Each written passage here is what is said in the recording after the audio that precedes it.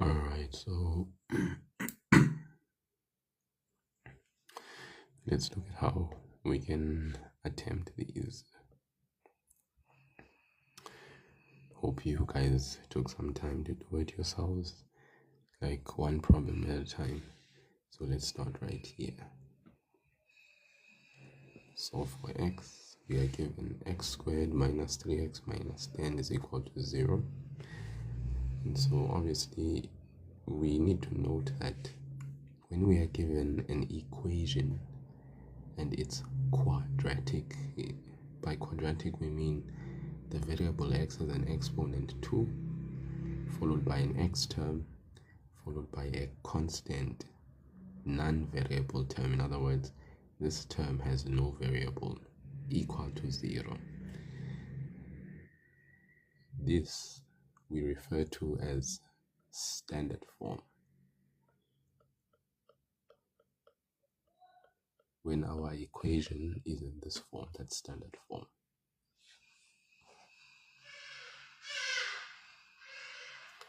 The next thing, we need to factorize the expression. So we do that by opening two brackets equated to 0. So that means we are going to look for the factors of 10. Because our coefficient is x squared and our coefficient is 1, positive 1. There's a 1 there that you don't see before the x squared. And because our constant is negative, that means we are going to look for the factors of negative 10. So in other words, factors of 10 are 1 and 10. We have 5 and 2. Those are the only factors of 10. When we multiply 1 with 10, we get 10. When we multiply 5 with 2, we get 10. Because the sign is negative, that means we are going to have different signs for our factors. But because the sign here is negative, it means that the highest factor will have a negative sign. So let me repeat this again. When you have a negative for your constant term, that means you are going to have different signs for your factors. But because this sign is negative for your middle term, it means that the highest factor out of the factors is going to be negative. So he is going to be assigned negative, he is going to be assigned negative. Then of course that means that one is going to be positive, that one is going to be positive. Then you check which addition of these factors will give you negative 3. Is it going to be 1 minus 10, which is going to give you negative 3? Or is it negative 5 plus 2 that gives you negative 3? So it's very evident that it's negative 5 plus 2 that will give us negative 3. Therefore, what we're going to have inside here is a negative 5 and a positive 2. To have the x squared, that means we are going to have x minus 5 for the first bracket and x plus 2 for the second bracket. Okay. So 1 mark for factorization. 1 mark for factorization. 2. We then apply something called the zero factor law. So each individual bracket will be equated to 0. Each individual bracket we will equate to 0. This is the application of the zero factor law. So x minus 5 and x plus 2 are multiplied together equal to 0.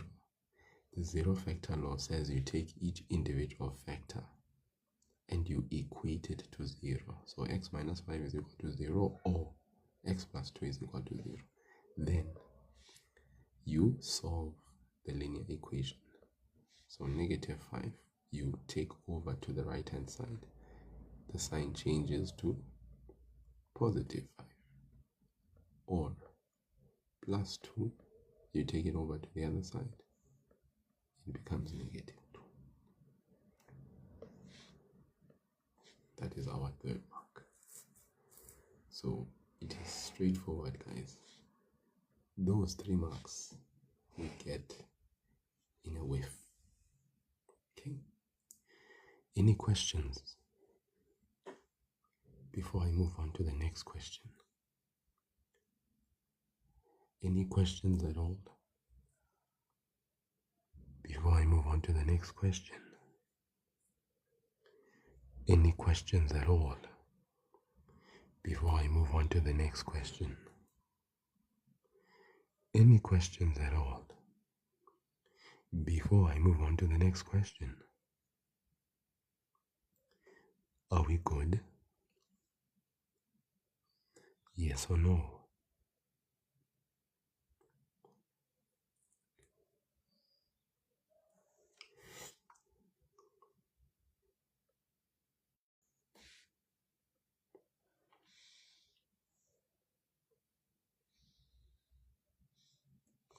Okay, we good.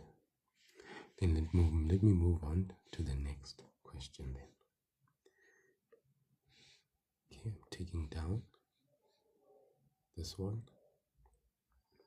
So remember, quadratic equation, standard form.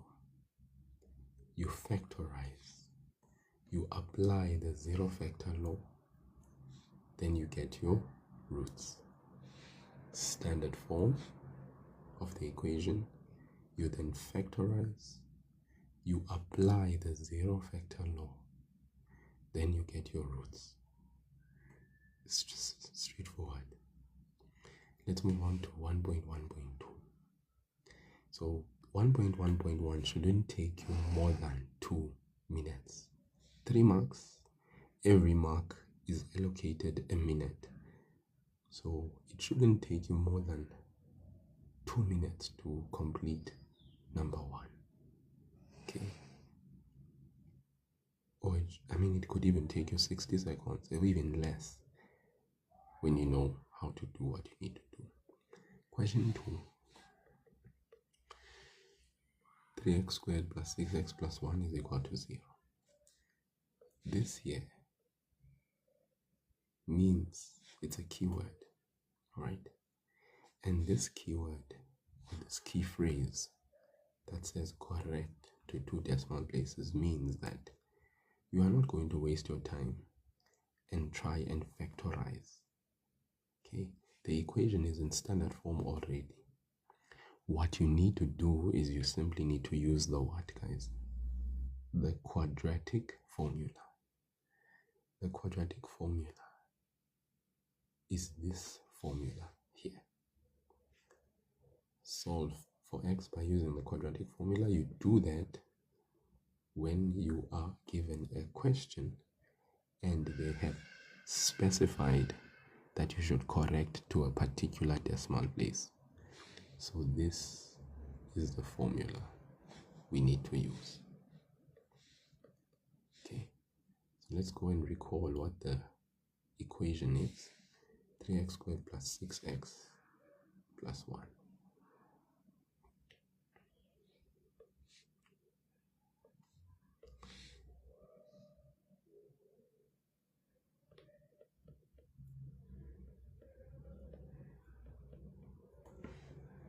3x squared plus 6x plus 1 is equal to 0.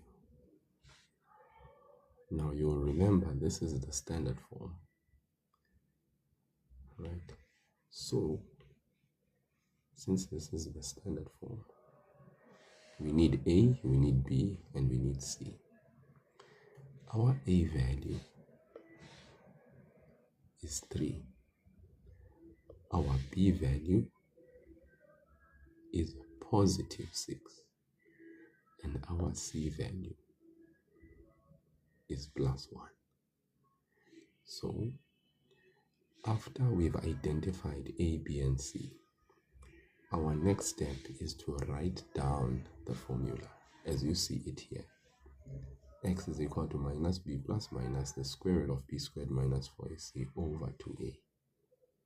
Alright, so step 1, we make sure equation is in standard form. Step 2, identify a, b, and c. Step 3, write down the formula. Step 4, substitute into the formula a, b, and c. So we would say x is equal to minus b. So that's minus, there's already a minus sign in the formula. B is positive 6 plus minus the square root.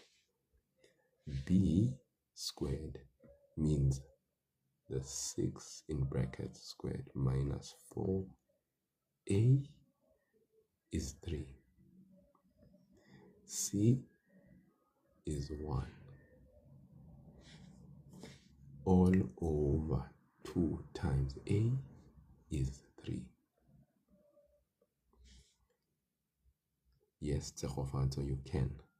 Tsechofatso is asking, could we use that quadratic formula as an alternative to solve 1.1.1? The answer to that question is yes. In the final end of your exam, you don't necessarily have to write your equation in standard form, factorize, apply your zero factor law, and get your roots. You can use the quadratic formula from the get-go if you want. Just make sure your identification of a, b, and c is accurate. 2, your substitution is accurate into the correct formula. 3, ensure that you are able to answer the question as per the requirement, and make sure that if your calculator gives you fractions, you leave your answer as a fraction. Do not round off, okay, for question number 1. But if factorization is close, please make sure you do that. I mean, yeah, it's an alternative. You can definitely do that. Good questions, I hope.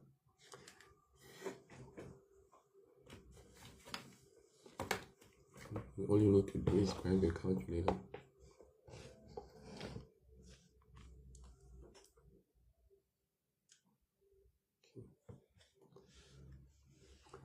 And you can just switch it on. You choose the fraction option. Then you know what you have is minus brackets. Put the 6 in there. It's a plus minus. So for first off, we're gonna put plus. Put the square root. Put everything that we have there. The 6 in brackets squared. Minus the 4 in brackets 3 in brackets 1. Okay. All over. We put the 2 and the 3. We press equal. So the initial third form of your answer is negative 3 plus root 6 over 3. Okay, plus minus, remember. Okay, yeah. Then you go ahead and you press SD so that you can get your round off. Because remember, they said round off your answer to 2 decimal places. So guys, 2 decimal means after the comma, you count 1, 2. You cut off the 1. I mean, they cut off the second number 1, 2. Use this number to judge this one. If this number is 4 or less, then it means this number stays the same. But if this number was 5 or more, then this number would go up. We would add 1 to it. So that means our answer here is x is equal to negative 0.18.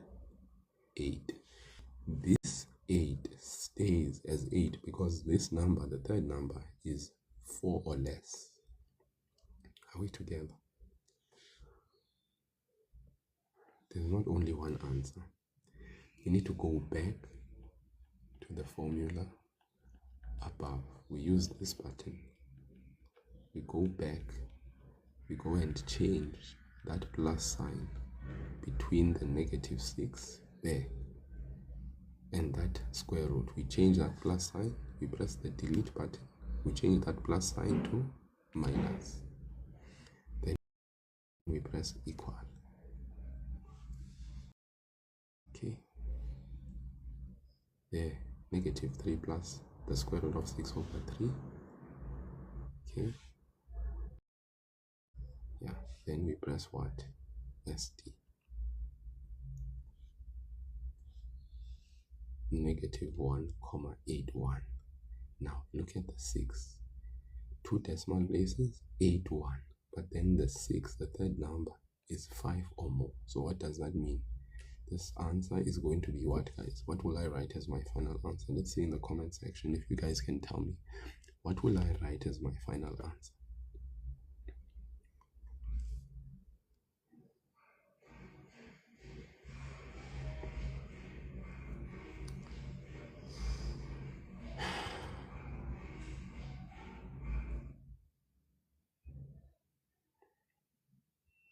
Thank you, Pusaleto. Very good. Pusaleto M, you are spot on. Moragan, beautiful. Beautiful, Moragan.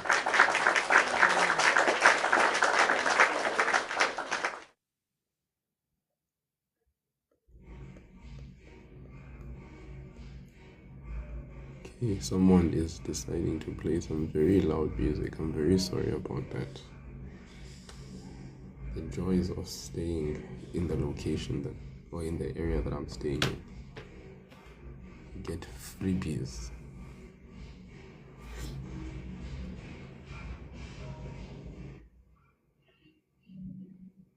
Okay, so guys, mark allocation wise, 3 marks.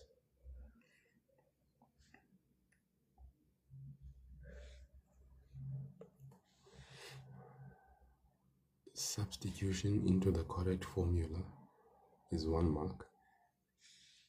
Usually the 2 answers rounded off to the correct decimal place is another mark. Okay. Any questions? Any questions at all? Are we good?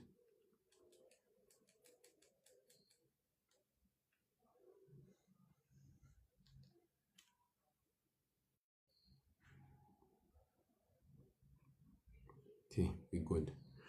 Then let's move on then. So please guys, when you use the quadratic formula, your equation must be in standard form. You identify A, B, and C. You substitute into the quadratic formula correctly, guys. Please make sure you don't leave behind any squares. You put the substituted values in brackets. Brackets in maths mean multiply.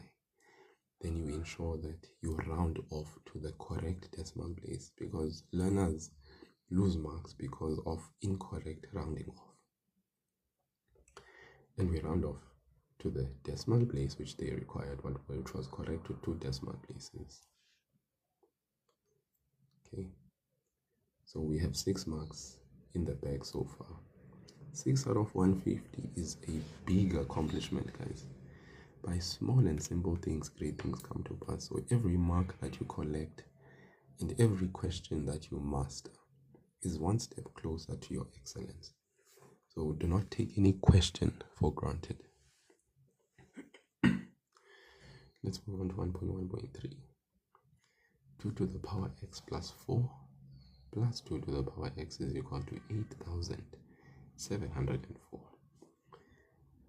for 3 marks. This is an exponential equation. So when you have an exponential equation where there's a plus sign first and foremost, any exponential equation that has a plus or a minus sign, okay, any exponential equation that has a plus or a minus sign, that means we are going to have to split, factorize, That's when the type of base that you have, where there's a plus and a minus sign, you have the same base, but your variable is also, the variable exponent is also the same. Then you take this approach, you split, then you factorize, right?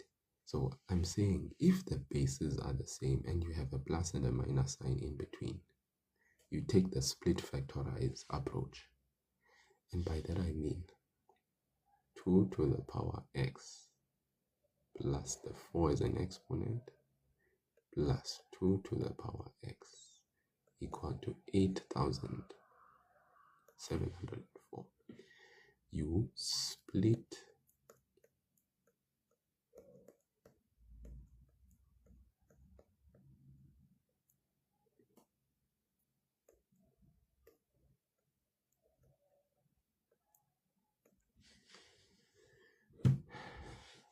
this is the reverse of law number 1. Law number 1 says when you are multiplying same bases, you keep the base, you add the exponents. So the reverse of this is that if the basis has an addition of exponents, you can split the same base a, and then you write the individual exponents m and n separately. So that's why I'm saying this is the reverse. So this here is just me reversing the process.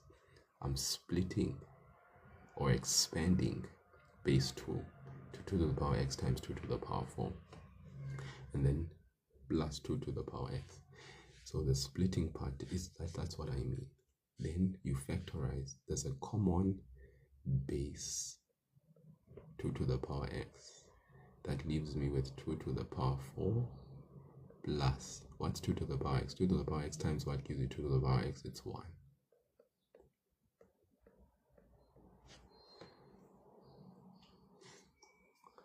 Then 2 to the power 4 is 16. 16 plus 1.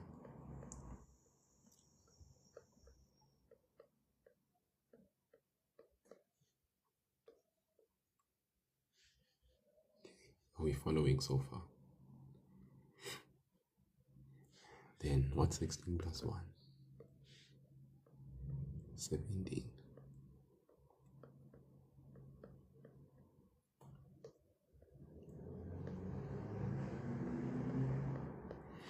So now what's easy then is that this 17 is multiplied to 2 to the power x. This 17 is multiplied to 2 to the power x. So Morakana, please explain on that one. Okay, I don't know if you've been following my explanation, but let's go back. I am saying whenever you have a base that is the same, but we are separating the terms by a plus sign.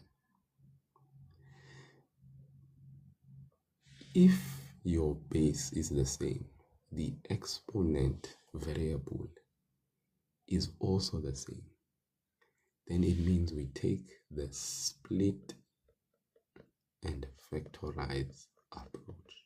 This is always applied if the bases are the same, but there's a plus or a minus sign separating the terms.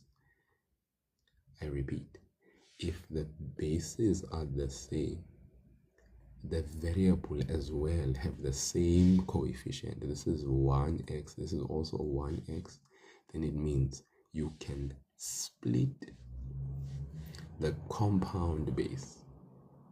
2 to the power x plus 4 can be written as 2 to the power x times 2 to the power 4. This is the application of law number 1 of exponents. Law number 1 of exponents says if you have the same bases, you are multiplying, you keep the base, you add the exponent. The reverse is that this can be written back as that. So 2 to the power x plus 4 can be written as 2 to the power x times 2 to the power 4. Morakana, are you with me? Then plus 2 to the power x here. That remains as 2 to the power x. Yeah. Yes. VV, that's correct. Okay, but Remember, we are doing this only because there is a plus sign in between. We wouldn't do it if there was a multiply. If there was a multiply, we would just apply law number 1. Right? But because there's a plus sign, remember these are separate terms. Plus and minus in maths separate the terms.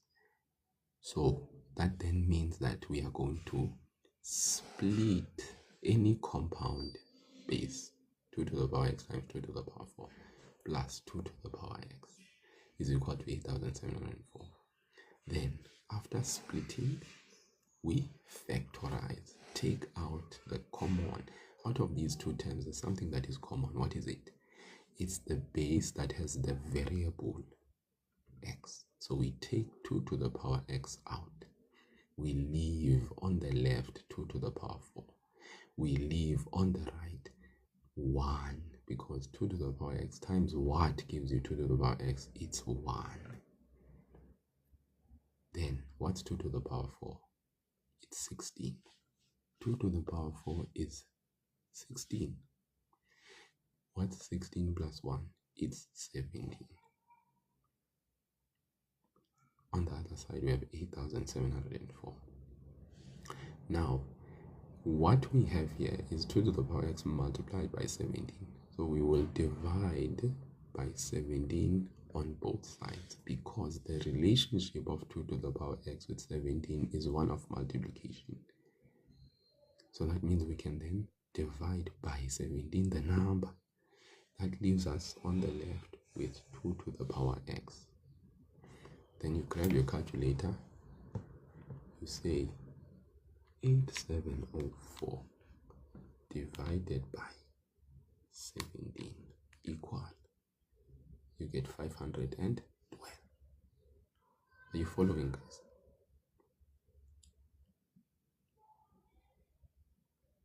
Are we following?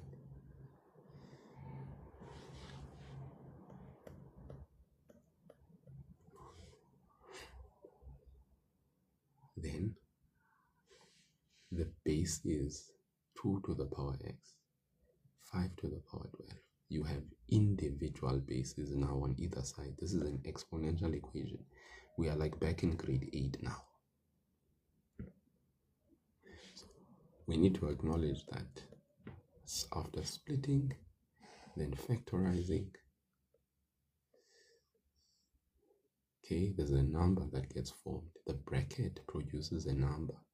That number is multiplied to the base of the variable exponent. Which variable exponent we want to solve for? We divide by that number that is formed in the brackets on either side.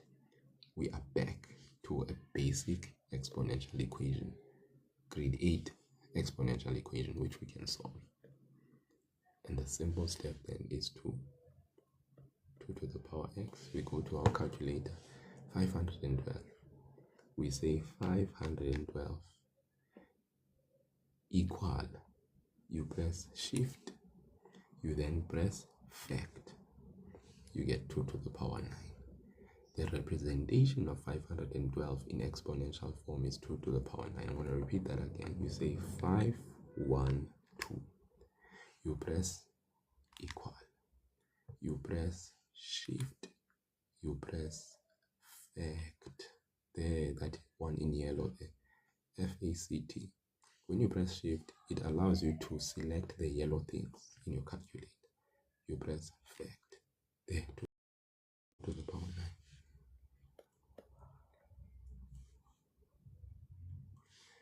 The law says of exponents for equation. If the bases are the same on either side of an equation, what do we do? What is the final answer, guys? In the comment section, you can let me know. This should be straightforward for you now. Yes, thank you, Boydumel.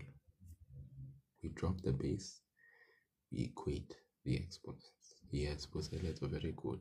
Final answer, x is equal to 9. It's like we disregard the 2. Right? And really, what number can we substitute here so that this equation balances? It is 9. You know, that's the sense of the answer. Okay, are we together, guys? I hope we are following.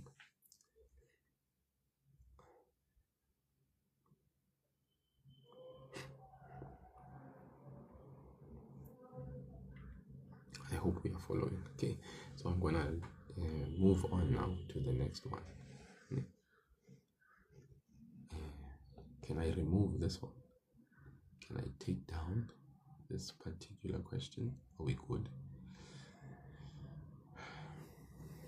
And just be patient. I'm gonna get to all the questions. Okay, but you need to be patient with me. Okay, someone broke a bottle.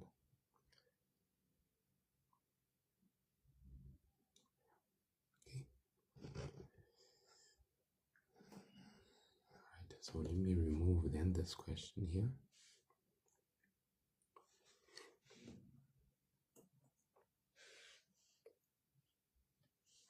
Just allow some people to take it down if they want to, a screenshot or screen grab or whatever you guys call this screen thingamajig.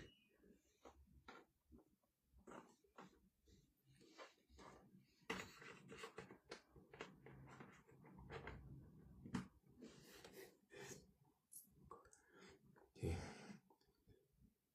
So guys, remember that this is just a snap. It's like a snapshot of the exponential equations you can get. There are many other types of exponential equations. Okay, for instance, consider this one. Okay, consider this one. It's 5 to the power 2x minus 5 to the power x. This one, the bases are the same. Signs are separated by a negative. But this one is 5 to the power 2x, whereas this is 5 to the power x. So the approach for this question, right? I mean, we could, right, look at this question, and when we approach it, there is what we call the K method.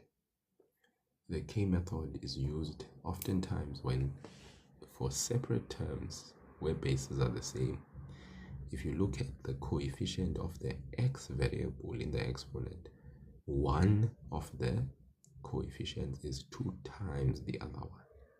So in situations like that, we can use the K method. All right, we can. Okay. Or we can factorize, or we can approach this as a quadratic equation, but just of an exponential nature.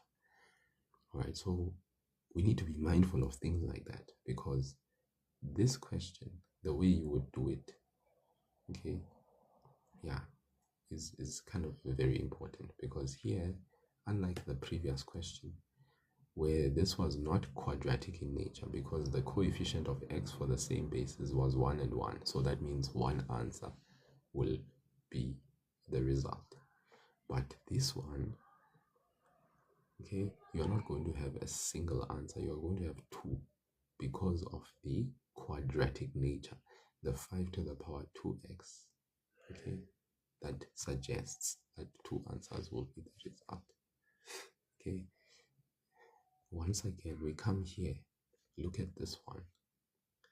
Okay, 2 to the power 2x minus 2 to the power x plus 2 minus 32. I think whilst we are still on the exponential tip, let me just attend to these, all right, so that we can get the concept of it, all right, and the difference in the approach between.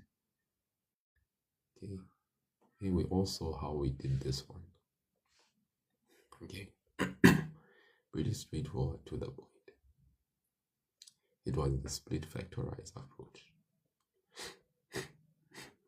Okay, so the split factorize approach works very nicely when there's an isolated number. Okay, in fact, even if the 8704 was this side, we would take the opportunity and take that number over and isolate the two bases that have a separation of sign, because the bases are the same, the variables have the same coefficient, 1x, 1x. So basically the split factorize works for that one. But I want us to come to this one. The question is here, would the split factorize work for this question? Because I want you to note the differences, guys. The differences matter. Okay, let's come here. Okay, the differences matter. I want you to note. This is also an exponential equation, but note the differences. So let me just remove this. So here we have a 2. There's a 2. Bases are the same. There's a number, right? Now, typically, in that question that we did above here, if you remember, the number was on the other side, but we allow that number to stay there because the situation has 2 plus the 2, so bases are the same, but the variable exponents are also the same, so the number must stay the side. It's fine. Come here, this question. Base 2 separated by a negative sign. Whether it's negative or positive is not important, but separation of terms is done by a plus and a minus sign. If we look at the exponent, this one is 2x, this one is x. So that means the coefficients of x are not the same. One is 2 times the other.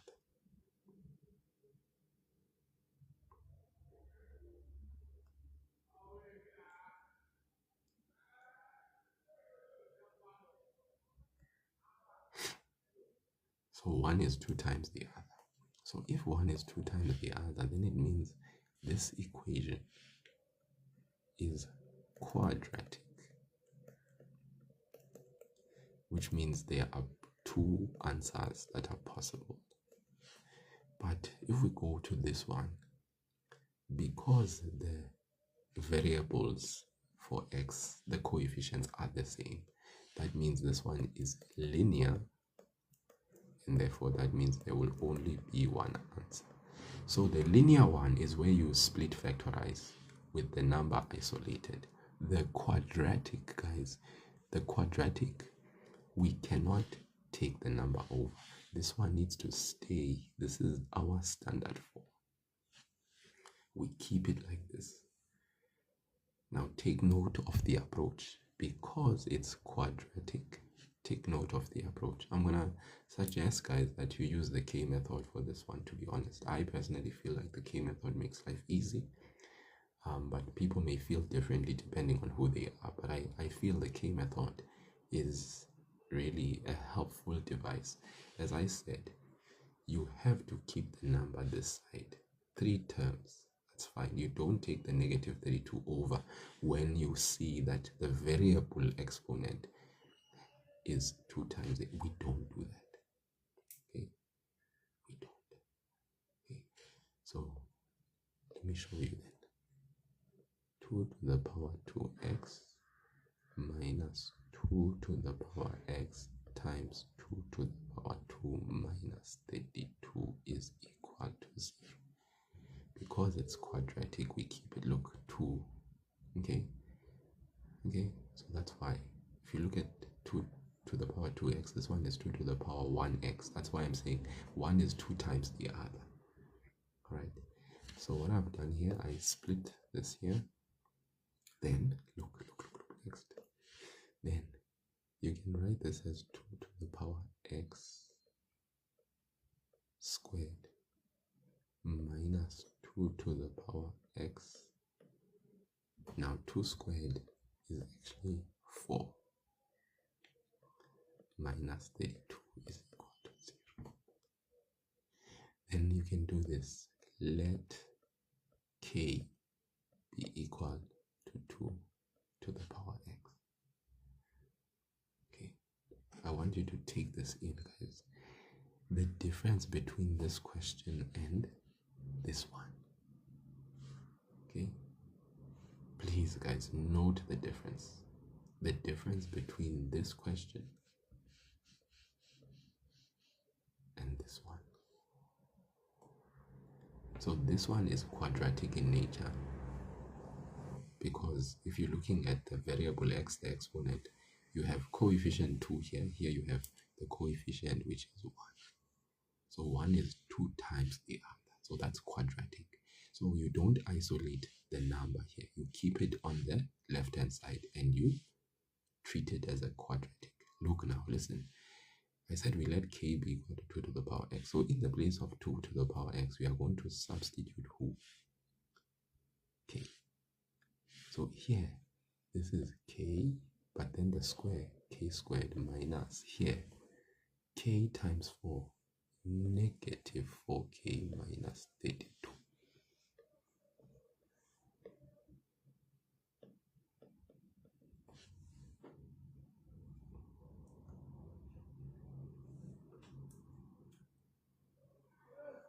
Okay, are we following along, guys? Can you see this? Are you following? Okay. Are we all following? I need people to respond in the comment section and let me know if we are noticing the difference between this question and this one and this one. You see, we need to be clear about that. Okay, because if we are not, then it's easy to make a error. Right? I need you to be aware of the different exponential equations that are possible.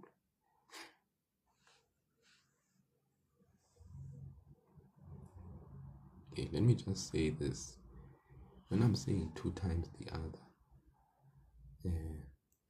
this could have easily, maybe let's say, been 4x, then this one is 2x. That still means 2 times the other. If this was 4x and this was 2x, that's still 2 times the other. I would still use this approach. If this is 8x and that is 4x, that's still 2 times the other. So you just need to note the pattern of 2 times the other. That's how you know it's quadratic. Right? Please, guys, please. When the exponent of the variable, its coefficient is 2 times the other one. Now we can factorize.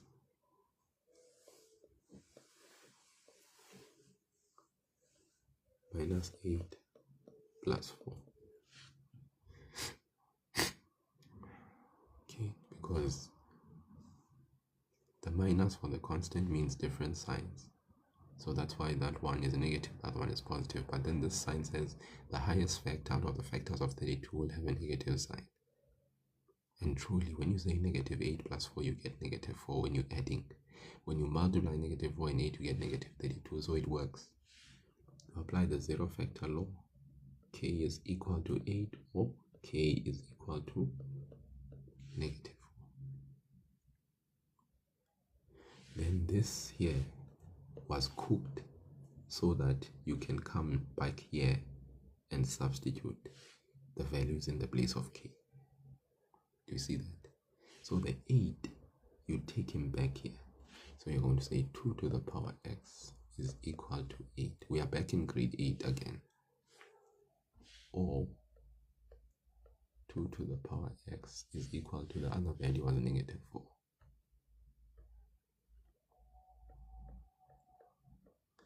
Then we finish it off. Take your calculator. 8 is equal to shift fact. You get 2 to the power 3. This one, we can say there is no solution. No answer, because the bases can't have different signs. The minute the one base is negative and the other one is positive, no answer, my guy, no solution. X has no solution here for this one. But here, we know when the bases are the same, we drop the base. We equate the exponents, x is equal to 3.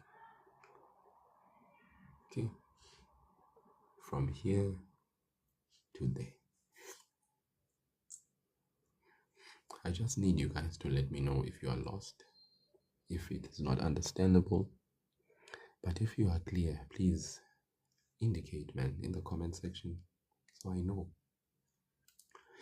If you're feeling generous, you can contribute to my life. Gift goal, that would be nice.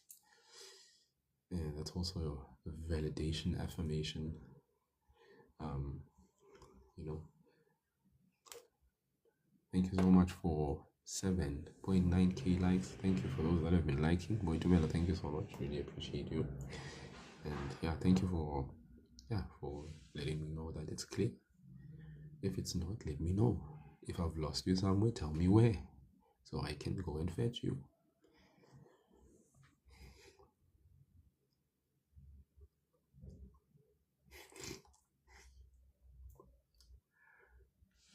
Okay.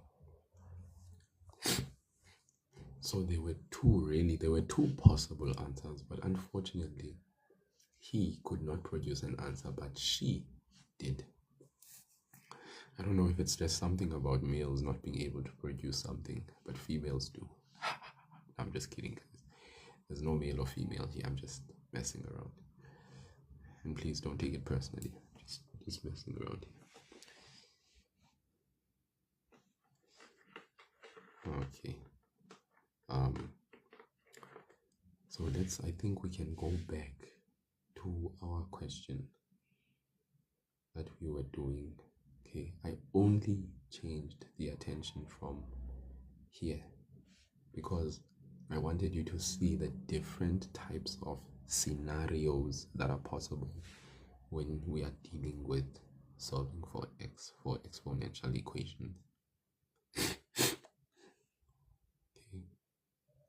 so that's just one of two scenarios when there's a plus and a minus sign separating.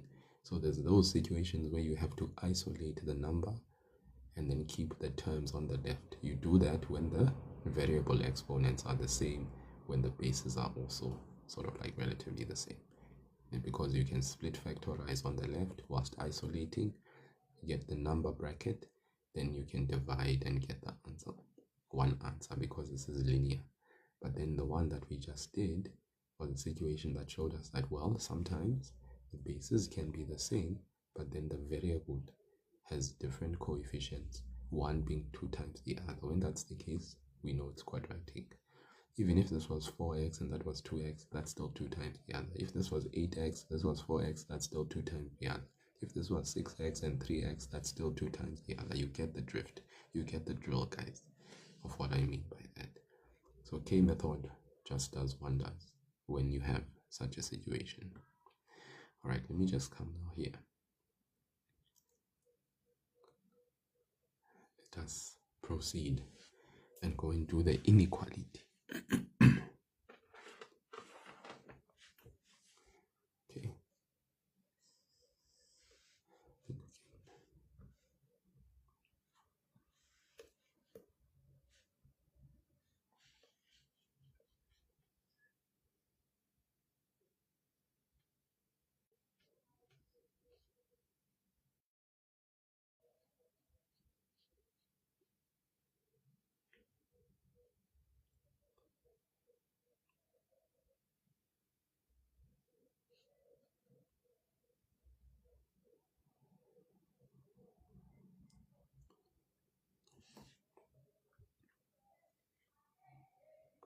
Okay. 1.1.4 x minus 8 into x plus 2. X minus 8 into x plus 2 less than or equal to 0. So this is a quadratic inequality. So quadratic inequalities, these are our favorable steps. We know quadratic inequalities are first and foremost, we usually say standard form. We need to have the equation in standard form. In this case, we are actually one step ahead because we are on the factorized stage. There's 0 on the other side. So that means we've moved from standard form to now we are on the factor stage. We have factorized. So we don't need to go back. We don't have to take you don't have to multiply, because if we multiply x times x, x squared, x times 2, 2x, minus 8 times x, negative 8x, negative 2, 8 times 2, negative 16. We are going back instead of moving forward, right? You can't be at a progressive stage and then drag yourself back. Oh, thank you so much, Shushko. Shushko, thank you so much for that gift. I really appreciate you. Appreciate you. Yeah. Especially because it's your first gift that you've ever sent to me. So thank you. Appreciate it. So x minus 8 into x plus 2 less than or equal. Thank you so much, Litam, as well, considering that's the first gift you ever sent. X minus 8 into x plus 2 less than or equal to 0. So we are here at the factor stage. We've passed the stage. This stage was done for us. We are here, factor stage. So the next stage is to write down our critical values. So that's what we do from here. Critical values. That's all. Because we've passed the other stage. We've passed the factor stage is where we are. So we write the critical value. So we are going to say CV is equal to X is equal to 8.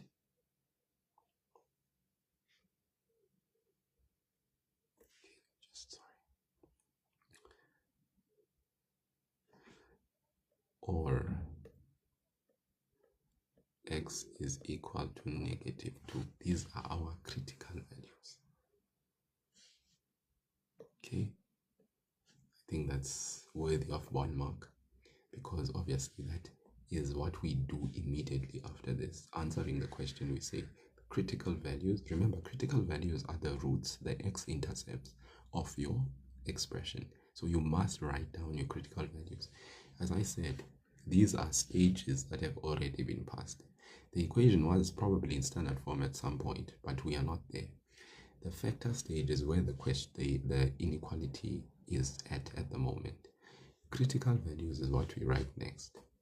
Critical value, remember, what makes this bracket 0? It's when x is 8. What makes this bracket 0 is when x is negative 2. So that's what the critical values are. They are your x-intercepts, they are your roots, they are your critical values. The word critical value means x-intercept, it means roots. Next, GR, that means you display the graphical representation of your intercepts. So we can draw a nice number line, draw a parabola, write our intercept. Negative 2, your small, 8, your big. Okay? Then we need to then interpret. The graphical representation needs to be interpreted on the basis of what? On the basis of what you see here. Less than or equal to 0. What does that mean? So let's look at it. Less than 0. This top part, less than 0. Let's leave the equal. Less than 0 means below. Less than 0 means, sorry, let me just use it much more. Not thick like this. Sorry, guys. Thick doesn't help.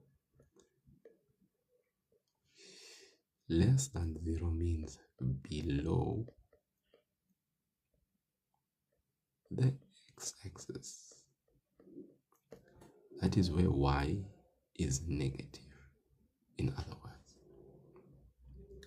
Less than 0 means below the x-axis. Now let's say there was no less than 0. Let's say there was greater than 0. I need to explain greater than 0 as well, because whilst we are here, we might as well look at everything. If there was greater than 0, that means above the x-axis. Okay? If there was greater than 0, it would be above the x-axis. Since we have less than 0, we mean below the x-axis. Guys, if it was greater than 0 means above the x-axis. What's happening above the x-axis? Y is positive. Okay, I need you to take that in. Take it in. 2. Equal. The equal part, because this is less than or equal. The equal part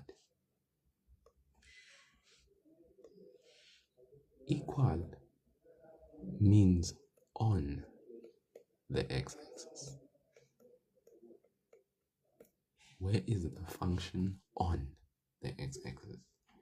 So if there's an equal, you're also going to consider where is the function on the x-axis. But if there's no equal, you don't even consider the function on the x-axis. So here's our parabola. Okay. Now, based on this, what am I looking for? Less than 0 means below. So that means in this region. You see this region that I've basically put yellow in? That's below the x-axis. Remember, this is the x-axis. Below it is here. So below means between. BB. Below means between the critical values. Okay. So in my mark allocation, when I'm being marked, critical values 1 mark, graphical representation with my critical values the other. I mean, because we have less than 0, we know it's below. So I know my answer lies there below, but also between. So below, BB, below and between. So when you write your answer, guys, your final answer, you must write your answer. It's -2 less than or equal to x less than or equal to 8. That is your answer. X is greater than or equal to -2 but less than or equal to 8. So the below part, -2 to 8. From -2 to 8, you can see that's where the function is below. And it's on the x-axis at -2. That's why we include -2. That's why we put an equal sign. And it's also on the axis at 8. That's why we include 8. Usually, this is awarded, the answer itself, the final answer, is usually awarded 2 marks. So in as much as the sketch needs to be there, but you oftentimes see that the answer itself, the final answer, is where the marks are carried. The weight of the marks are carried there, the final answer. Right. So please, guys, when you're answering a inequality question, make sure first you have the equation in standard form. But if the question is already a step ahead, you continue from where you are. So we are at the factor stage at the moment. You continue and you write down your critical values. Then next, you graphical representation of this. This means a parabola, because remember, this is a quadratic inequality, which means it's represented by a quadratic function. Concave up, and then you have your -2 as your first critical value, your smallest, and then 8 as your other. Then you interpret what less than 0 means. Less than 0 means below the x-axis. Below the x-axis means where y is negative. That means between the critical values. That's where below is. It's between. Okay. So therefore you can write your answer and say x is less than or is greater than or equal to -2 but less than or equal to 8. Or you could write your answer in interval notation. Say x is an element, square bracket, -2 to 8, square bracket. That would also be an acceptable way to write your final answer. If you don't want to write it in inequality form, you can write it in interval notation. Now, I need people to confirm for me that, yes, sir, we understand. No, sir, we are totally lost.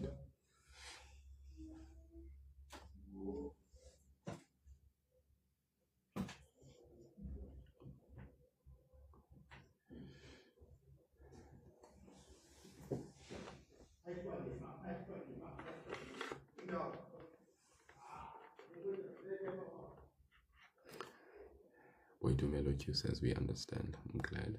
Any other people that are like,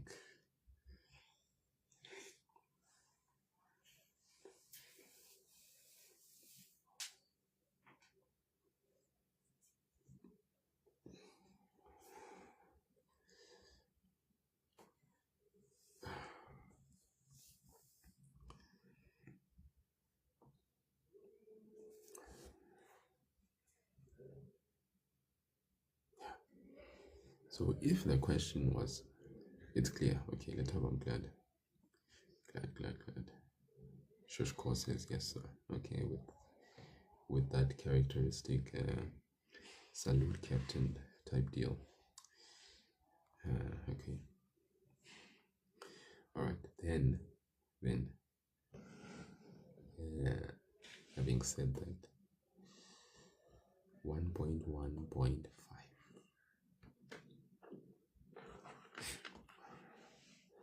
Yeah. So note, guys, if the question had said greater than 0, let's just say for argument's sake that it was greater than 0, not below n. Okay. Let's say the question had indicated greater than. Let me just remove this. I want to note something here. What if the question had said greater than or equal to 0? How would the answer have changed? Okay, greater than or equal to 0, we're checking where the function is above the x-axis. Where is it above? It's above the x-axis where y is positive. So that's before -2 and after 8. What does that mean? It means where x is less than or equal to -2, or where x is greater than or equal to 8. Okay, so above means away. So it's above the x-axis, away from the critical values. In other words, away from this critical value on this side, away from this critical value on that side. That's how I remember, guys. AA and BB. Below and between, above and away. Below and between, above and away. So above and away for this. Below and between for this. Okay, that's how I remember. Right, and remember, if there's an equal sign, please include. But if there was no equal sign, we would put less than alone, greater than alone. Okay. I'm just trying to kill two birds with one stone here. Given another situation, if the question was not less than, but it was greater than or equal for this, then this would have been the answer. Okay. Please, guys, note that. Okay, I'm going to erase now this and then move on to the next question, and then 1.2, which is basically everybody has been wanting me to do. At least, like, there's someone who said he wanted me to answer the last question. So let's do 1.1.5, the third equation, and then we'll do 1.2, and then that will be it for today, guys. All right. So this is just a build up for grade 12s as you guys are preparing for your trial exams, and I guess those who are actually also prepping for final end of year exams, rewriters and so forth, right? Yeah. Okay, I just thought today let me change it up a bit and let's do gradual pre-trial preparation, okay, and final end of year examination. Okay, 1.1.5, let's look at that now. Solve for x. This here is what we call a third equation. I usually say to learners that when you are sad and you are alone, you go and check. If you are sad, and I mean like literally when you are sad and alone, Xhosa learners will know that when you say you go and check, means going and seeing your significant other in a secluded area or a secluded spot. I'm not promoting that. I'm just saying that that's just a way for me to remember that with this type of equation, you have to check your answer at the end. You can't just solve and leave. Okay, so here, solve for x in thirds. Okay, when you are sad and alone, you check. So solve for x in thirds. It says steps. You square both sides of the equation and solve, but you square both sides only after you have isolated the third. You square both sides of the equation, you solve, and then you substitute the x values to do what? To check if x values are valid. So check are very important. We have to have no choice. So we have to check. All right. That's only for a surd equation. Surd is when you have a square root in your equation. When you have a root in your equation, that's referred to as a surd. Okay, so that's why I'm saying when you are sad and all alone, I usually have a statement for this. When you are sad and all alone, you go and check. Okay, so please, we need to check at the end. Okay, so step 1 for this, we do what? We isolate Mr. Surd. So to isolate Mr. Surd means 3. Okay, let's start this at the top. To isolate Mr. Surd, we say 3 root x plus 2 is equal to, we take Mr. X, which is a term on its own, we transpose it, so that becomes 2 minus x. So this is what we mean by isolating the surd. 3 root x plus 2, this is isolating the surd. The surd does not have to be alone in the sense that it's alone. Okay, it can have a coefficient number. Okay, that's still isolating the surd, because when you count the number of terms here, you say it's 1 term. And isolating means having 1 term of a root on the one side. Thank you for sharing the live, Bonzo. So we isolate the what? The surd. Isolation chamber. Isolate the surd. Okay. So this is isolating the surd. Step 1. Step 2. After isolation,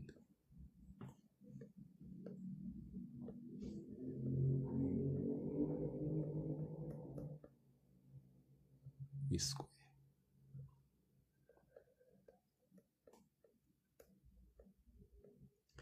We square both sides.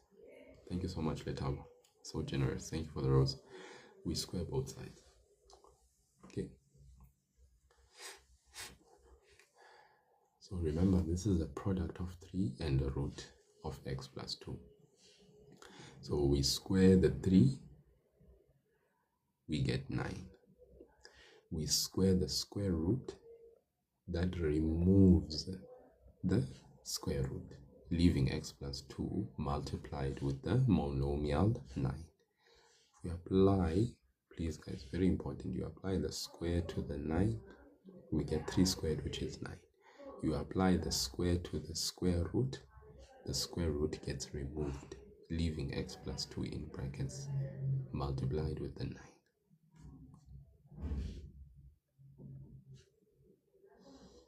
Two minus x squared. When you square 2 minus x, you can open 2 brackets. You can do that. And then you foil.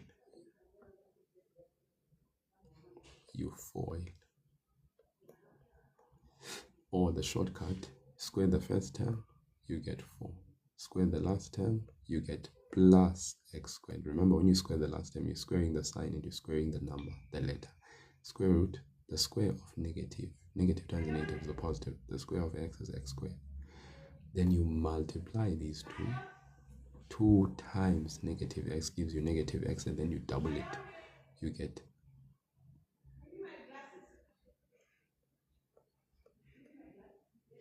give me my glasses, Kayon. It's funny. No, I'm just kidding. So you 2 times. If you multiply 2 and negative x, you get negative 2x.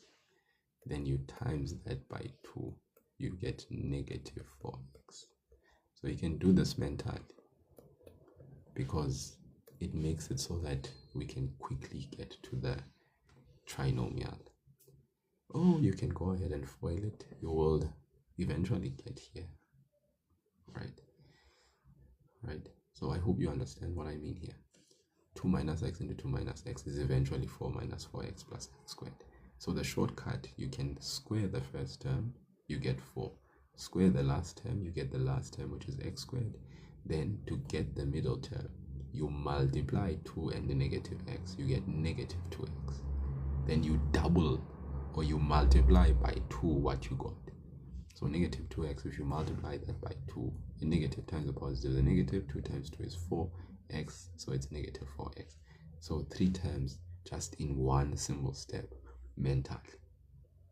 As I said, you double the first term, you square the first term, you square the last term, you get the product of the two terms, and then you double it. You get negative 4x.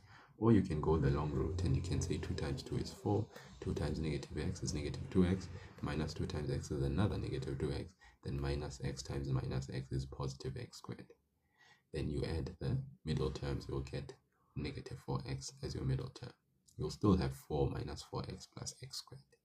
Just don't make the mistake of squaring the first term and the last term and leaving it like that. That's not how we do it, because inside this bracket there are two terms. Okay, can I just get an indication that you guys are understanding what I'm saying about this here and how we get these three terms? If you're following, just type yes in the comment section. If you are not, please let me know and say no so that I can re-explain.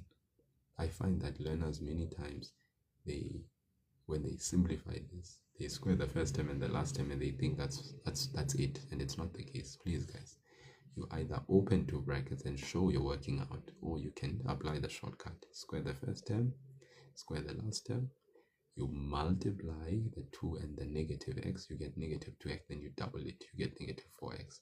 There's your three terms. Okay, can see you guys are following. Great, I'm happy then. Right, continuing on then. Let's finish. Let us finish. Continuing on. 9 times x. Let's continue. 9 times x. 9 times 2.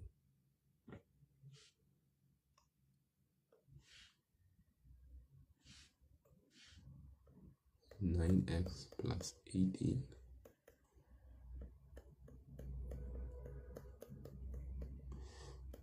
Okay, the x squared here is already positive, so I'm not gonna disrupt that. X squared minus 4x. Let's take the 9x over.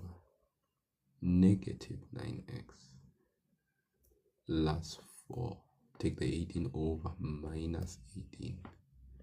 The 0 on this side. Okay. I can see x squared is already positive, so I'm keeping everything on the right. X squared minus 4x.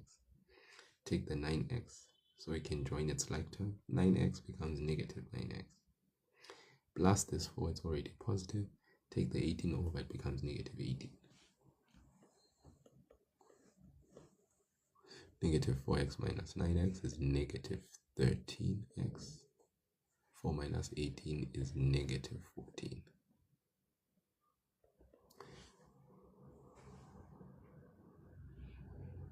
So if you want to use the quadratic formula, be my guest. I mean, you can. But factorization here is really simple. Like, seems like this examiner loved the sort of factorization where the signs have to be different. If you have a negative, it means the signs are going to be different. But if you have a positive, it means the signs will be the same. Okay, so we must always note that if the last term, the constant, is negative, it means the signs are going to be different. But if the last term is positive, it means the signs will be the same.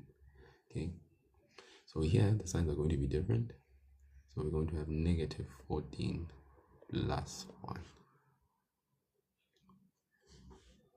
Final answer, x is equal to 14 or x is equal to negative 1. But remember, we have to check our answer because this is a third equation. When we are sad and alone, we check. So you're going to take the 14 and go and replace it in the original equation. Like literally this equation here. Take the negative 1, go and substitute it and check if it works. So if we check 14, we can do that mentally. 14 plus 2 is 16. Square root of 16 is 8. 8 times 3 is 24. So repeat this. 14 plus 2 is 16.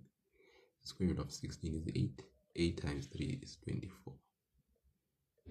24 plus 14, does that give us 2? Can 24 plus 14 give us 2?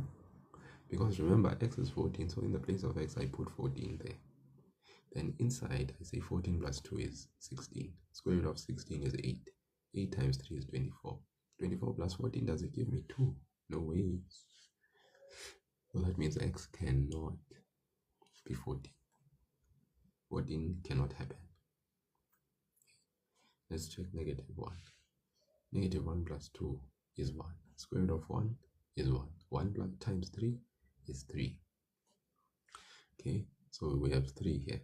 Then this x is also negative 1 plus 3. Is negative 1 plus 3 going to give us 2? Yes, sir. So therefore that means x is equal to negative 1. X cannot be 14.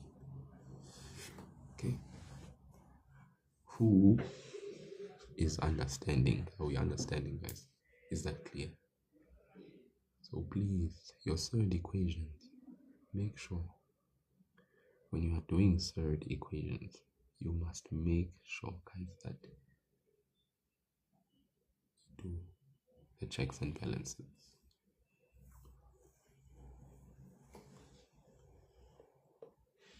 Okay.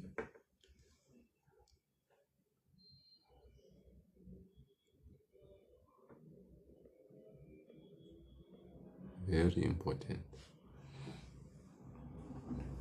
All of these. Okay. So let's go into the last question. The last question is obviously unique to this question paper. Remember, guys, that in as much as we are doing maths, but we need to also be in the position of being able to do maths questions where we are applying other aspects or concepts of maths learned in previous grades and also just generally, so things like area, surface area, inculcated in word problems are things that we need to also kind of like develop the skill of being able to do. Right, so let me just remove, I hope we have, if there were things that we needed to take down, we've taken them down. Of me is very hungry, my goodness, my stomach is, because I haven't eaten, but I won't be eating for a very long time. I don't like eating breakfast. Okay, right. Last question. Someone said earlier on, we did this as a pre-trial test yesterday or something like that. Can you do the simultaneous equation or 1.2? So we're gonna do it right now. I'll just take down this for you.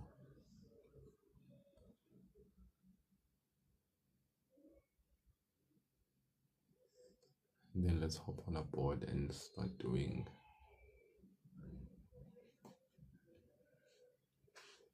1.2. So this thing says a rectangle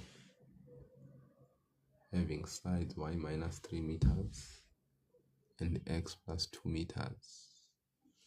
So let's first visualize what they are talking about.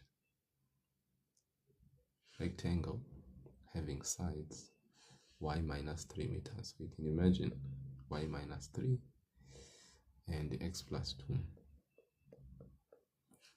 has a perimeter of 24 meters. Concepts are very important.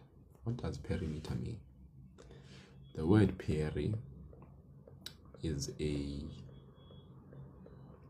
prefix in English that means outside. Peri. Okay. In life science, there's this word peripheral. Okay. Peri means outside. So whatever the feral is, it's outside. It's an outside thing. It's not inside, it's outside. So peri means outside. Meter is associated with distance.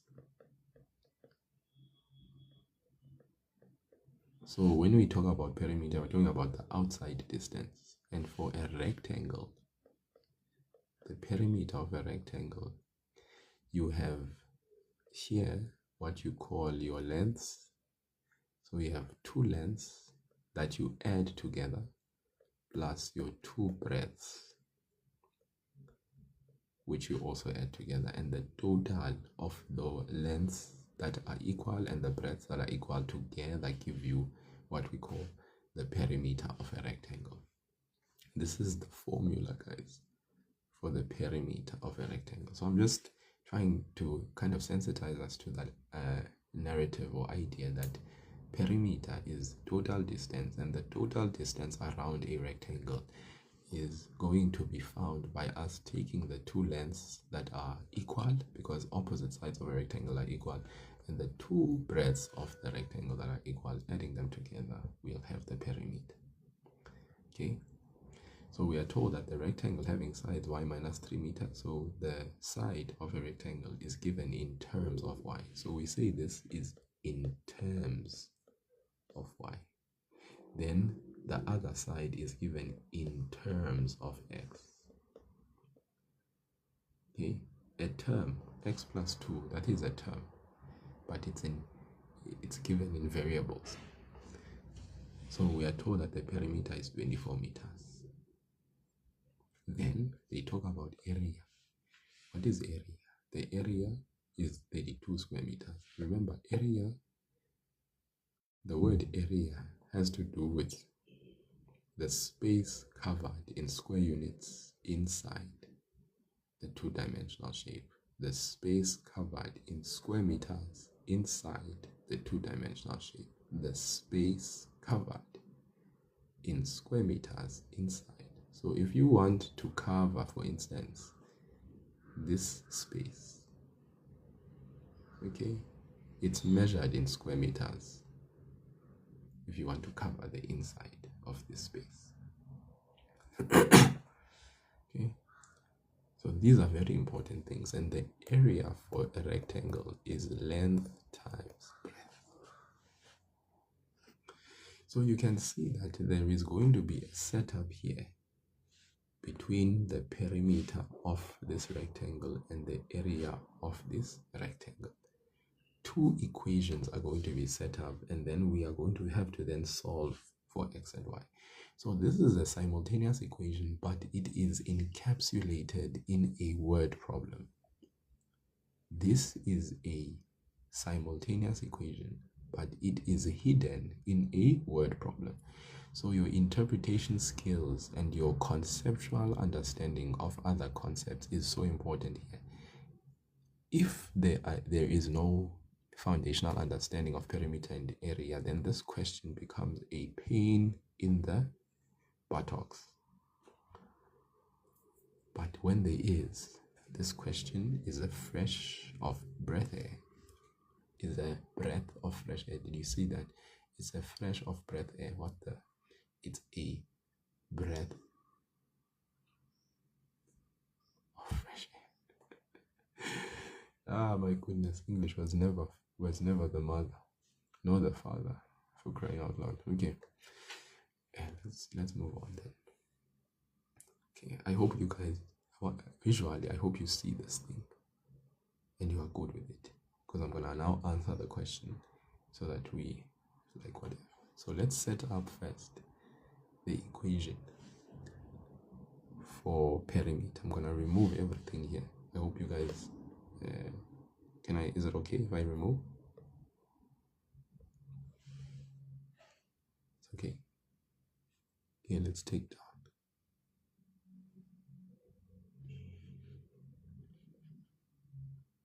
Okay.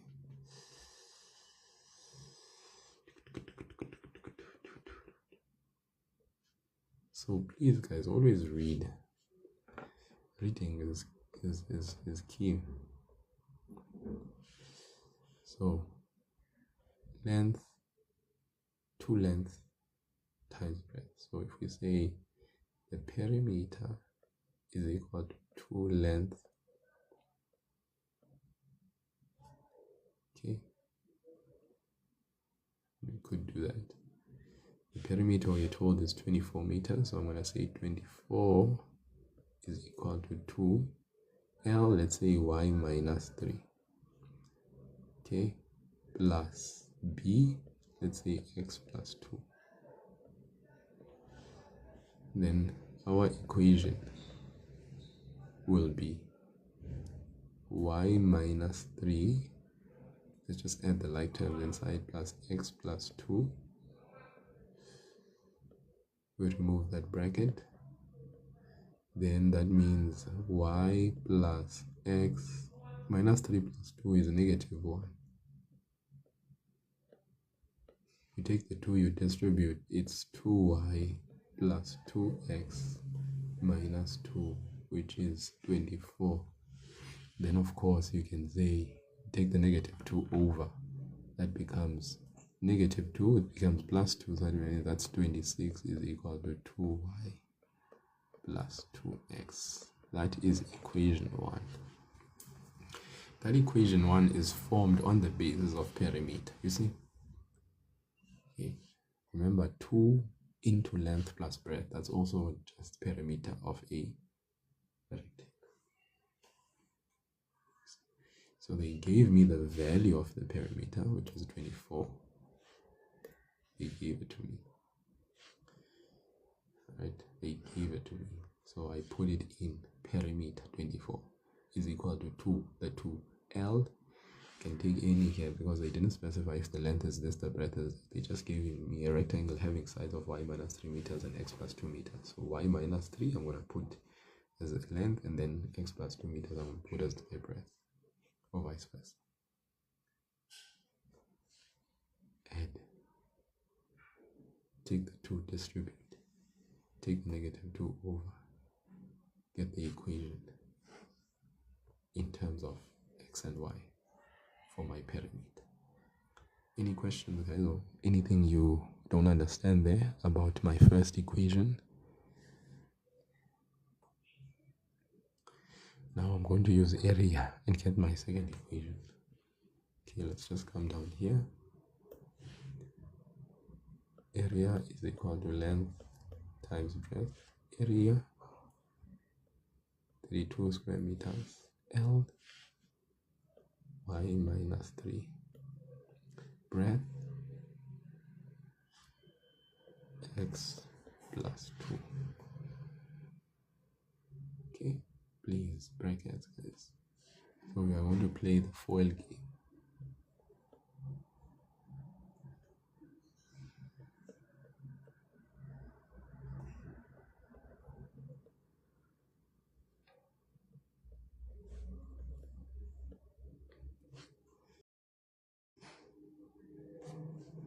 Take the negative 6 over.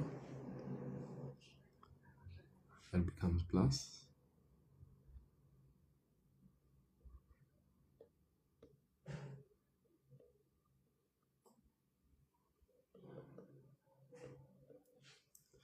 Equation 2. So now we have 2 equations. See?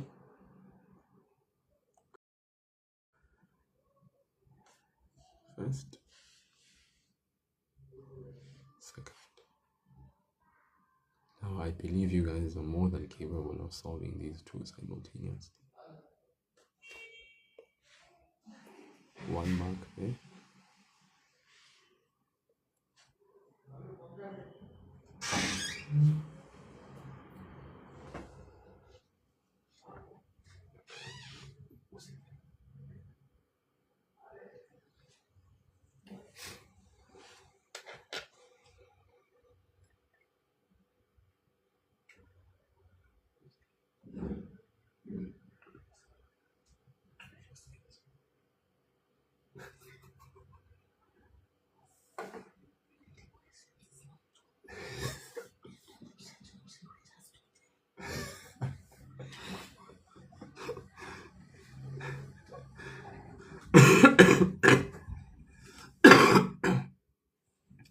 Sorry, guys. All right. So go ahead. Can you solve for me? Surely you guys don't want me to do everything. Okay, and then we can call that a day and a night, and it's morning.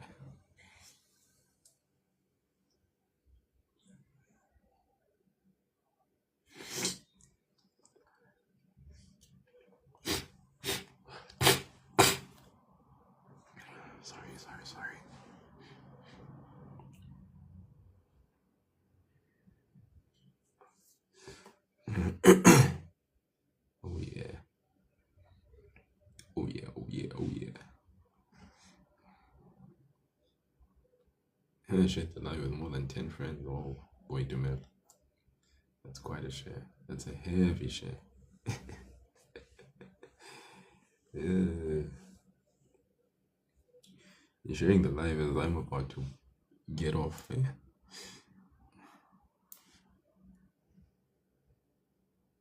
'Cause, yeah, I just wanted to do that one. So I think I'll occasionally come on here and just do some, yeah, just so that I can actually conscientize some of you. I know some of you are already well versed in much of what I've covered, but I'm just doing it for the sake of like others that just need that extra push, okay? Because one of the things that I've noticed is that it's so easy to become complacent towards the trial exams. Yo, so much so towards the final, I promise you, because most people, maybe they don't have someone who's pushing them or mentoring or whatever, and so they fall into this complacent mode, and then it's easy to either excel very well towards your final exam, or you can actually take a nosedive dip if you're not uh, having someone to let's just consistently egg you on. So I'll occasionally come here. I'll be using this platform, I think, for the next few days. Okay, it's just that I can't really officialize the times. You'll just have to check me out when you can. Okay. Yeah, but just when I can, guys. Yeah, I think the evening late times and the morning early hours, we'll try and hop on here and do a bit of grade 12 minutes. So today we started off with question one. Maybe tomorrow we can do sequence and series, in the morning, maybe 6:30 again until 8-ish, 9-ish. Let me say 8-ish, 9-ish, yeah. And late tonight as well. Late tonight, I think I'll also do so. Boitumelo, do you mean like in the group? You're in the group, right? The WhatsApp group. I mean that was, or is that what you mean? Just let me know in the comment section. It's like, okay. So have we been able to solve the two equations simultaneously? Do we get our answers?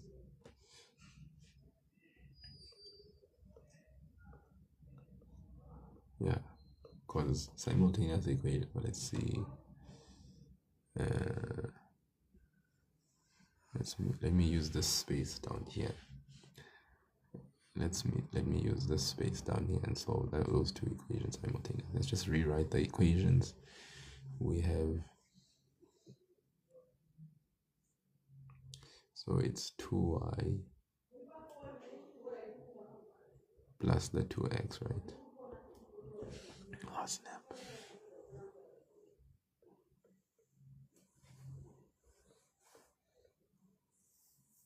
Is equal to 26. The xy plus the 2y minus the 3x is equal to 38. Okay, so those are the two equations we have there. Later, will just DM me, please. DM me if you want to join the WhatsApp group. I'll send you the relevant details. 2y plus 2x is equal to 26. Yeah. And then xy plus 2y minus 3x is equal to 38.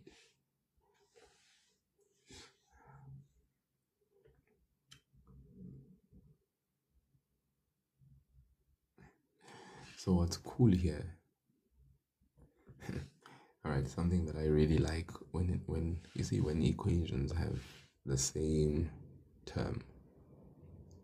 For me, it's nicer to just make that as the subject of the formula for the one equation. So for instance, look at this when I explain this. So if you take equation 1 and you say 2y is equal to 26 minus 2x, we can say that's equation 3. Yeah? Then what I do is I'm going to replace this, right? I mean, you guys need to, I mean, I know you would do it in various ways, making y the subject, but I'm just saying this is like one of the ways which makes it very nice and fun if there are terms for the two equations that are the same, because you can literally replace. So in the place of 2y here, you can sub 26 minus 2x, right? You can do that in the place of 2. Oh, but it would only be in the place of 2y. This y would be compromised, so it makes it a bit of a pain. Okay, maybe it's not advisable. Okay, let's take this equation 1, make x or y the subject. So let's make x the subject. I mean, let's make y the subject. 2y is equal to 26 minus 2x. And we divide both sides by 2. So that means y is equal to 13 minus x. That's going to be our equation 3. Yeah? Very important. That is mark worthy. Taking one of the equations, making x or y the subject. I guess that would be the third mark.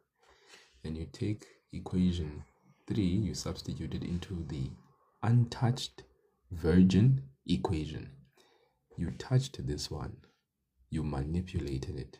So then you take the one that you touched, you go and substitute it into the untouched equation, which is equation 2. So now we are going to go and sub equation 3 into equation 2. Right, and then when we do that, we're going to take this guy, the body of the subject, go and substitute it in the place of y for the second equation. So we are going to write x, that x, followed by the y. In the place of y, we write 13 minus x plus 2. In the place of y, we substitute 13 minus x minus 3x, okay, minus 3x, which is equal to 38. Then we can solve for x. Distribute the x, distribute the 2, x times 13, 13x, x times negative x squared, 2 times 13, that's 26, 2 times negative 3, negative x, that's negative 2x, minus 3x, which is equal to 38. Okay, then from there, negative x squared minus 2x minus 3x plus the 13. So it's 13 minus 5. That gives you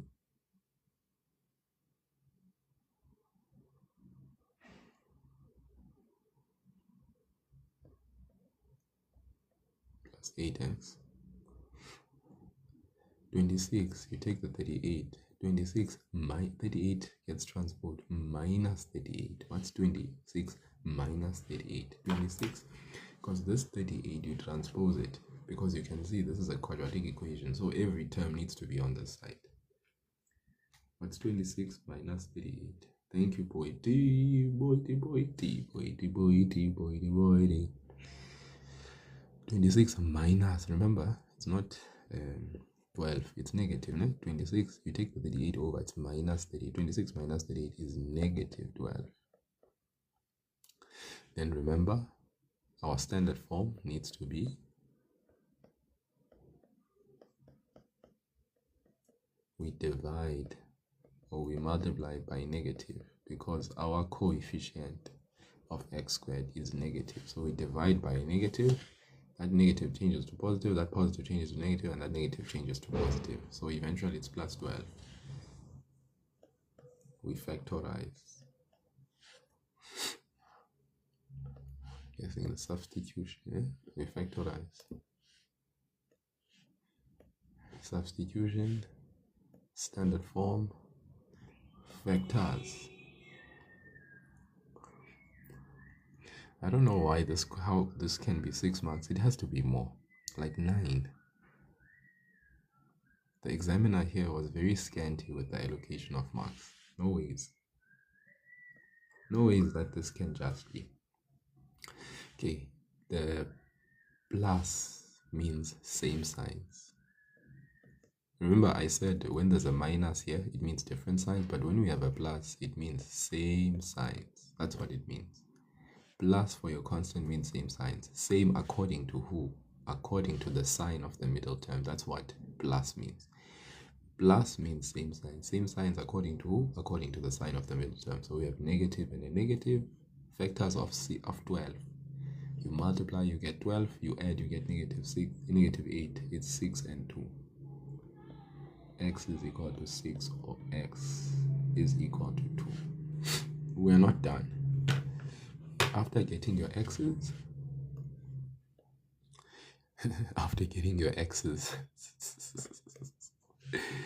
oh guys, I hope no one is actually like going through a what is it called, a bad breakup, because every time they mention X, it's like, oof, it's painful, eh? It's like a pain somewhere. Okay, those are the X values. Now we take them, we go and substitute the X into equation 3.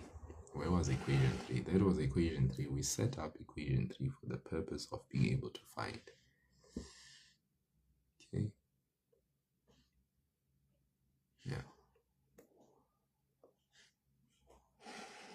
So let's go. Substitute X is equal to 6 and X is equal to 2 into that equation, that one. So we say Y is equal to, in the place of X, we're going to substitute 13 minus the 6, or Y is equal to 13 minus 2. So 13 minus 6. What's 13 minus 6? Oh, 13 minus 6.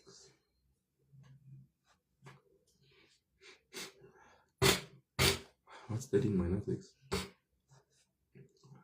Thank you, boy.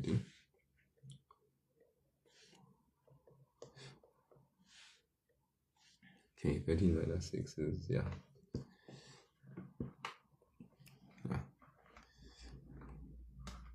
Oh, wow. I'll do that in another live, wow. Because at 9 a.m. I have to bounce, sorry, unfortunately. But hopefully you are following the live creator, then we'll do that another time. So today I just started, like literally started doing some grade 12 related revision. So with the promise that I'm going to dedicate the morning times. Okay, so I'll be back on tomorrow again at 6:30 up until maybe 8ish tomorrow. Okay, tomorrow morning. And then I'll see as well. So tomorrow 6:30 until like 8ish, and then we'll see if I can't do something this evening as well. Maybe we can do some, because you said 2 topics, geometry or functions. We'll do functions tomorrow. We'll do functions later on this evening. How's about that? Wow.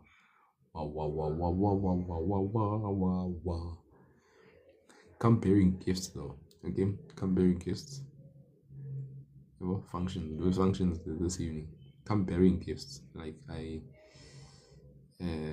live gold here is you awesomes. Yeah, we'll do 9 p.m. tonight if that's fine. Let's do 9 p.m. boy to man. Okay, 9 p.m.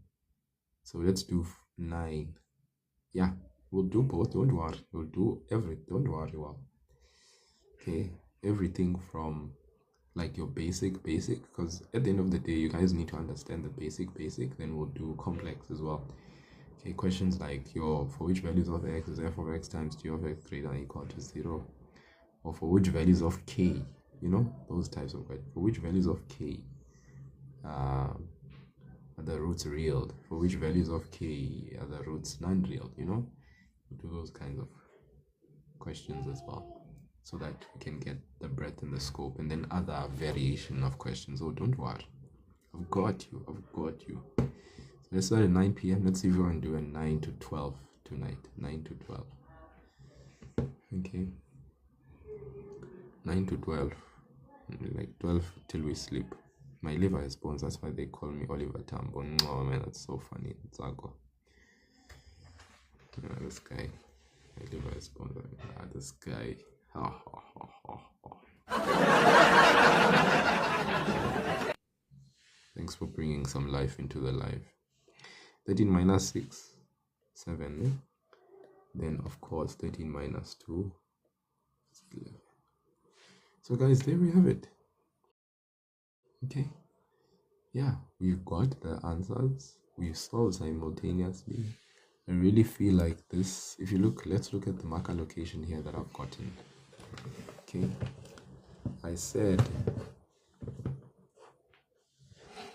like, setting up, like, yeah, this person, whoever was allocating marks here was really not generous at all. Look at this question, guys. It's 6 marks. Okay.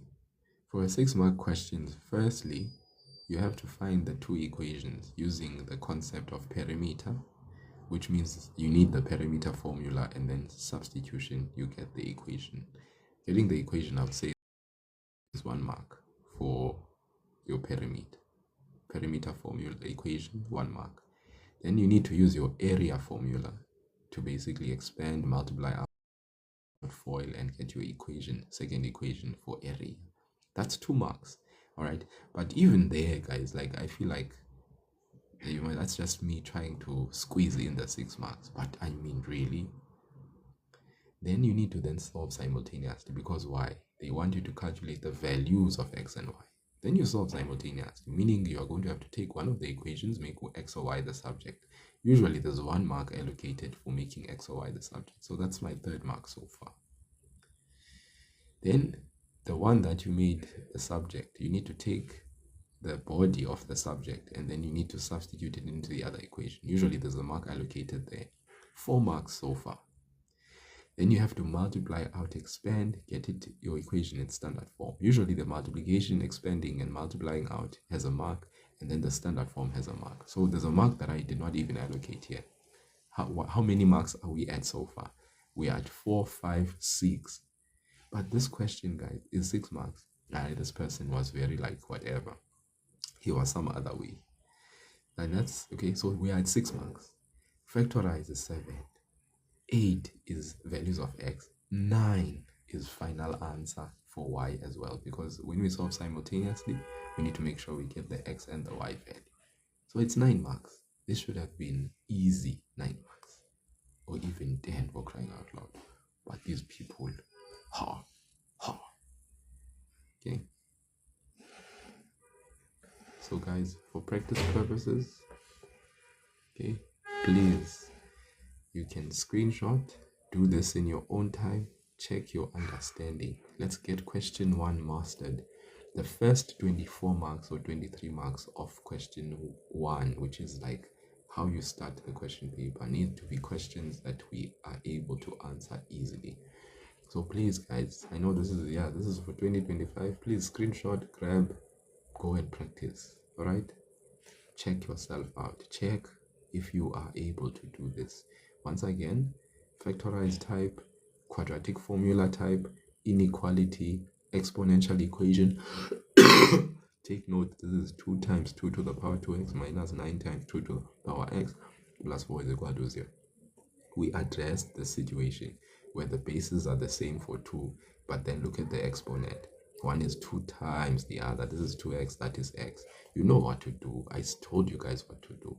Okay, please attempt these, right? Time yourself. See if you can write. Look at the marks. It's 6 plus 4. Sorry. That's 6 plus 4 is 10. 10 plus 4 is 14. 14 plus 5 is 19. So you should be able to write this and complete it within 19 minutes. Okay. Marks are corresponding with the time allocation, right? Okay, I did this, guys. I did this one for you. Okay, but you can also practice for yourself, right? Because I did not do everything in this question. Let's get question 1 mastered. Okay, let's get question 1 mastered, people. Right? Let's have mastery. All these questions should just be a walk in the park. Okay, so please screenshot, practice for yourself. See if you are competent in answering these within the time. 6 plus 4 is 10, 10 plus 5 is 15, 15 plus 9 is 24. 24 minutes shouldn't take you more than 24 minutes to finish and complete everything here. The less time you spend, the more time you can then allocate to other questions that will need more of your thinking or thought process. Okay. Here's another. Please, guys. Okay, 2022. Yeah, we are just making sure that we do what? We are practicing all the various and different scenarios. Okay. Yeah, here's another one. I have to leave you guys. I'm just showing you all the others that you could possibly just practice for yourself. That's from 2022. The June exam, June, that's 2022 rewrite. Okay, these two. Okay, you can see, look at the simultaneous. There's an exponential, which means you need to work on the exponential, get it into linear with quadratic, and then solving will be easy. Okay, and please take note, guys. Take note. Significant differences. Here's another one. Hidden K method here. Okay, bases. There's a plus sign in between. Base 2 to the power x is 1 is base 2 to the power 6 minus x. You see, even when there's a bases that are the same, separated by a plus and a minus sign, but one has an exponent that is negative x, the other one has a positive x, that is also potential K method, and I'll show you how or what I mean by that. You can write this as 2 to the power x. You can write this as 2 to the power 6 times 2 to the power negative x is equal to 16. Okay, this one is K method quadratic, and I'll show you 2 to the power x plus 2 to the power 6. You can write 2 to the power negative x as 2 to the power x underneath 2 to the power 6. Remember, 2 to the power negative x can be written as 1 over 2 to the power x. That's why. That is then equal to 16. Then, because of 2 to the power x in the numerator, 2 to the power x in the denominator for two different terms, you can let the k be equal to 2 to the power x. Then you have k plus 2 to the power 6. That is 64 over k is equal to 16. Then from there, guys, surely you know most. You can multiply. You can multiply by k throughout to get rid of this k. So that is k squared plus 64 is equal to 16k. You can see this is a quadratic equation, and therefore you can go ahead and write it as k squared minus 16k plus 64 is equal to 0, and then you can solve for k. And then after getting the k values, you go back, you substitute here to get the x values. So this is also another potential k method when you have one for two different terms, the bases are the same, but for separate terms, one is negative x, the other one is positive. Okay, if it was positive 1, negative 1, we know there's a potential k method because of this situation. Okay, so please, guys, note these things. They are imperative things. Okay, they are imperative things. So please practice, guys. Let's get question 1 mastered, right? Master question 1. Let's master this. Okay, there's so much more here, so much more. Different year, other questions. Okay, please, practice. Let's practice. Practice makes permanent. Practice doesn't only make perfect, practice makes permanent. It makes permanent the concepts in your mind, and then you can flow nicely, right? These are giveaway marks. All right, so guys, thank you so much for today. All right, we will be returning tonight at 9 p.m. We'll be doing functions, okay, as per the dear lady's request. If you guys want me to maybe do corrections on any of these in a later session, let me know. Please do not be scared as well to guest request. I'm happy to have guests request, and we can communicate like literally like on live time, and you can talk to me and communicate besides just the commenting, if your environment allows you to be able to converse in that fashion. Please, guys, we'll see each other at 9 p.m. We'll be doing functions, okay? Because functions tie in very nicely with what we are doing here, okay? Yeah. And I guess the more confident we are in doing these things, then the better it is, right? Then the flow in these questions is very nice, okay? Yeah. Okay, thank you so much. You guys have been really phenomenal. And thank you so much for the gifts as well, and just the love and also the likes. Yeah, we finished off this session at 18.9k likes, which honestly, like, it was very kind of you guys to have gifted. Like, I mean, yeah, at the end of the day, this is a free space. You could have just watched and enjoyed, but I appreciate the love as well. So thank you so much. I'll see you guys when. Just comment in the comment section. I said I'll see you guys when, doing what question, what topic. When am I seeing you doing what topic? When am I seeing you doing what topic? Yeah, 9 p.m. doing what topic? So we'll come and do functions, guys. Okay, it's coming up. We'll do that tonight with your functions and their accompanying inverses.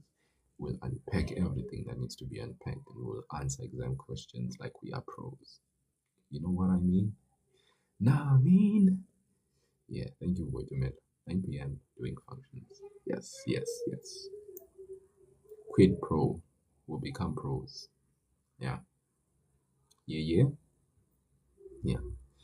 Okay, so one at a time, we'll eventually be able to get through all the fundamentals that are needful so that we can really get everything sorted. Okay. Thank you. Cheerio. Bye bye.